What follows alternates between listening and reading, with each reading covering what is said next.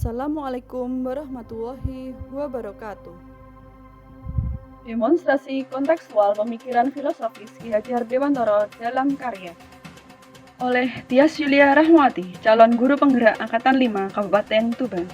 Siapa tak kenal Bapak Pendidikan kita, Suwardi Suryaningrat, atau yang lebih dikenal dengan nama Ki Hajar Dewantara. Begitu besarnya kontribusi beliau bagi pendidikan di Indonesia, sehingga hari kelahirannya pada tanggal 2 Mei ditetapkan sebagai Hari Pendidikan Nasional. Ki Hajar Dewantara menjelaskan bahwa tujuan pendidikan yaitu menuntun segala kodrat yang ada pada anak-anak, agar dapat mencapai keselamatan dan kebahagiaan yang setinggi-tingginya, baik sebagai manusia maupun sebagai anggota masyarakat.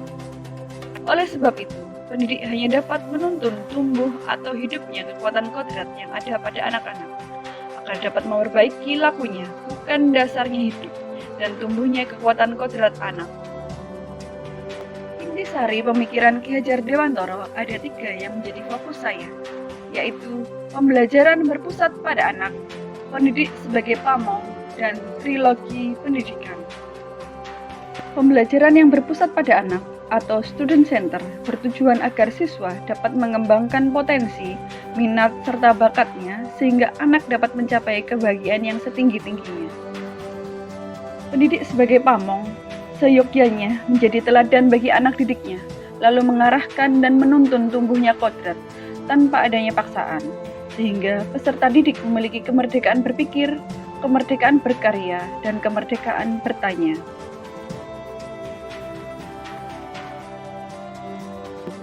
Tentu sudah tidak asing bagi kita 3 kalimat dalam bahasa Jawa yang syarat akan makna ini.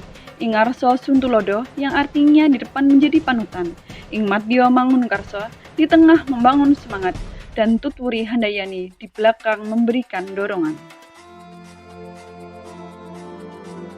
Jika diibaratkan dengan peran guru, ingarso sungtulodo berarti ketika di depan kelas, seorang guru diharapkan mampu menjadi suri tauladan yang baik, yang dapat menginspirasi murid serta orang di sekitarnya.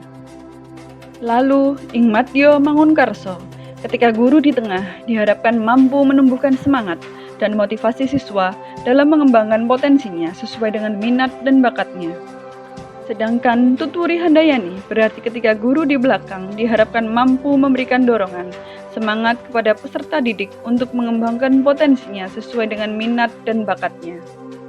Pendidikan sejatinya memerdekakan. Oleh karena itu, pendidikan sejatinya menghargai perbedaan, bukan menyeragamkan keberagaman. Anak dalam pendidikan memiliki kebebasan untuk mengembangkan potensi, minat, dan bakatnya. Tidak bisa jika pendidik berharap semua anak berada dalam template yang sama. Semua anak memiliki kodrat alamnya masing-masing. Pendidikan itu memanusiakan dan memerdekakan.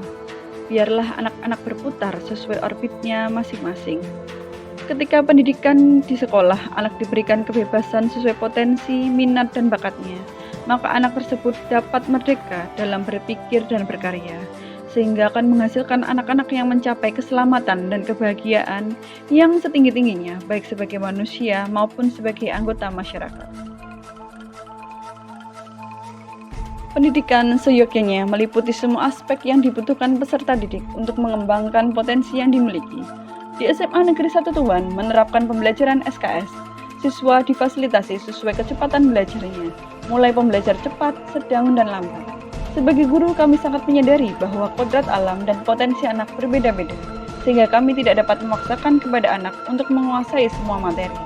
Selain itu, di SMA Negeri 1 Tuban terdapat 23 ekstrakurikuler yang dapat diikuti oleh siswa sesuai dengan minat dan bakatnya.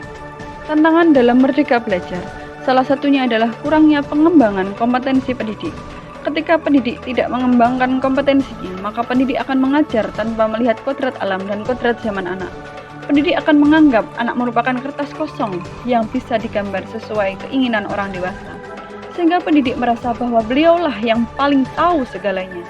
Ketika pembelajaran, pendidik akan cenderung menggunakan metode yang berpusat pada guru. Siswa tidak diberikan kemerdekaan bertanya, sehingga siswa tidak menemukan kebahagiaan dan kenyamanan dalam belajar. Solusinya adalah guru menyadari posisinya sebagai pendidik, yang sejatinya seorang pendidik merupakan pembelajar sepanjang hayat. Pendidik juga sejatinya harus terus meningkatkan kompetensinya sehingga dapat menjawab tuntutan zaman.